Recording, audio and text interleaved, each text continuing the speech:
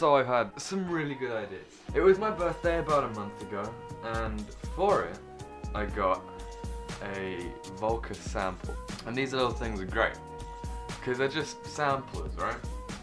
But you can do so much more with them. It's not just like press a button and play them, you can sequence all sorts of cool stuff.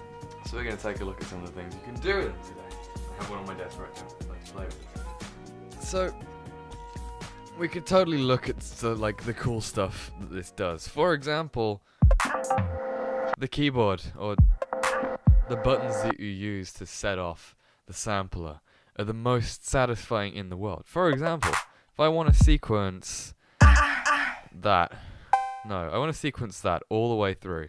You don't have to tap each individual step, right? You just slide your finger across.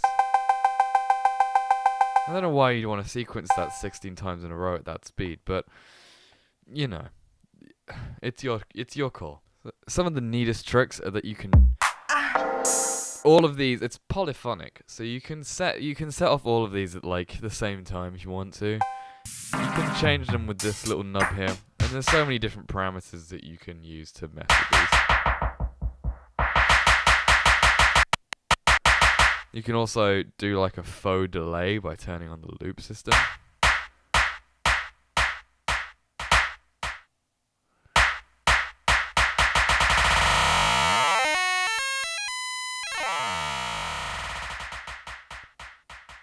Which is interesting. Obviously, the main purpose of this device is to sequence things. So, I'm gonna leave that. Oh, horrible noises. Let's turn off the loop. So, we can go like...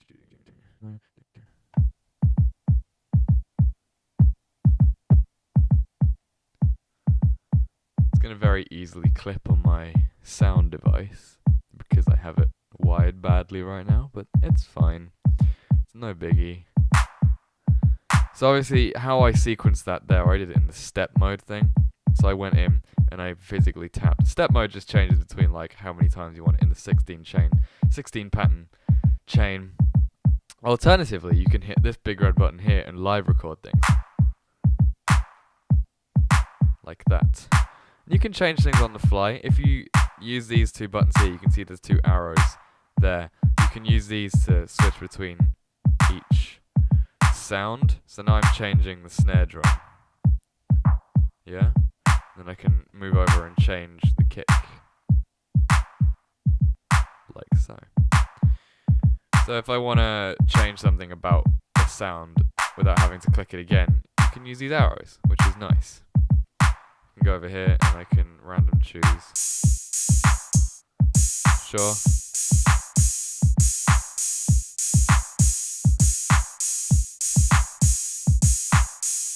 You can also change reverb on these. So you can hit sound and do function, reverb, and then select all of these. And that basically just makes this little reverb knob here change all of those sounds. You can change which sounds are affected by the reverb. If we just do, not solo, oops. If we just do the kick drum, for example, that's just the kick drum affected by the reverb. But then if I do all of these, magical. There's also dedicated EQ knobs here. So, a good way to do build-ups, which I got taught inadvertently by Red Means Recording, is build up the reverb, do the treble, and then bring us back down with the bass. Which sounds better when we have like an 808 or something, which I know that it comes with one. There you go.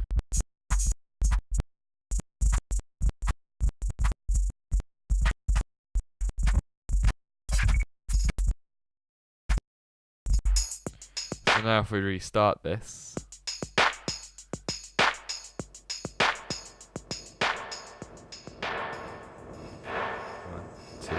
there you go. It's a good way to bring things in. Other stuff you can do, you can solo out things. So you can just have one sound, or you can just cut out one sound. Like that. That's these two buttons here. This button, function button, that makes all of the button text here do things. Each parameter has like two functions usually, so the play button, for example, if I hold function and hit play, this changes the active step. So I can reduce the pattern down to however much I want, just 4.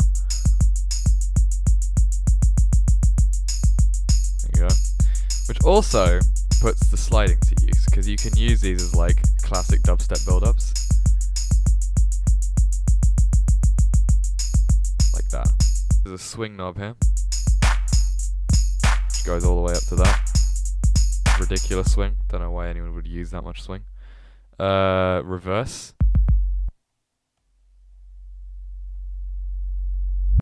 It's a very slow sample, so.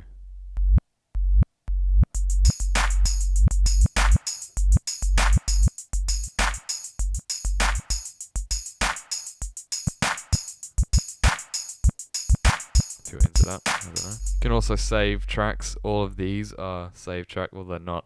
All of these are saved patterns. All of these are saved chains. Chains are weird. Basically, each pattern just loops like that,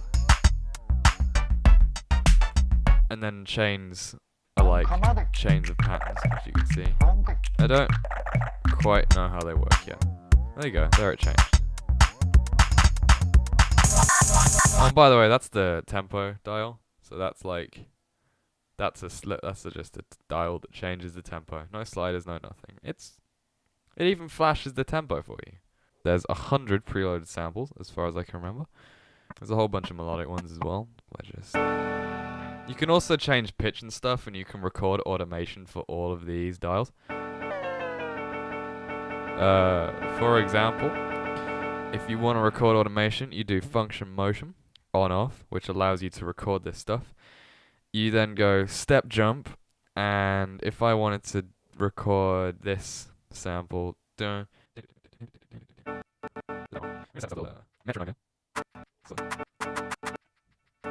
way you then change this, you go into step mode, step record, and then you uncheck this, tap and hold, and change the pitch.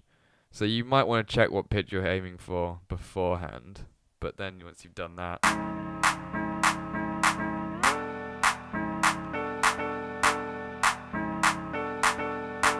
automation.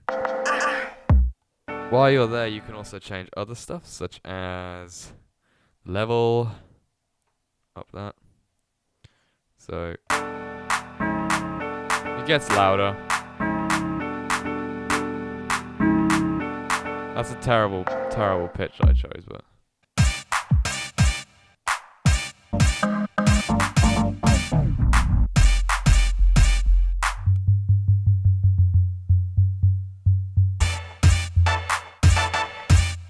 That's the Volca sample. It's cheap and it's fun, and you can write cool beats with it.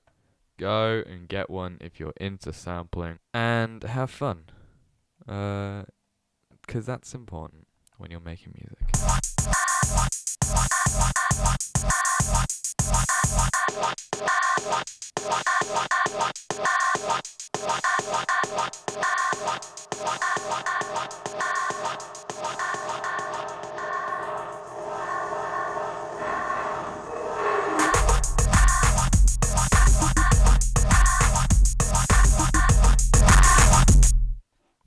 So loud.